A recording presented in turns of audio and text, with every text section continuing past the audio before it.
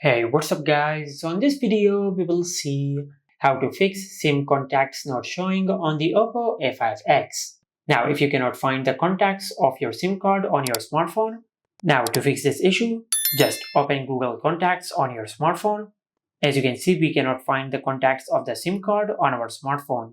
Now to fix this issue, just tap on Organize, and from here you will find the option of Manage SIM. Just tap on it, and from here you will find all the contacts which are saved on your SIM card.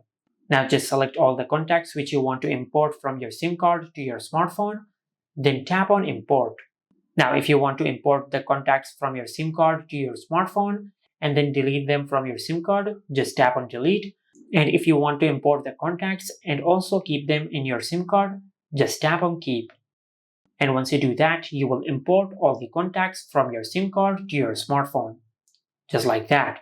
Now, if you have done that and if this still did not fix your issue, under Contacts, just tap on your Gmail account at the top of the screen. From here, just select All Contacts. And once you do that, you will find all the contacts of your smartphone over here.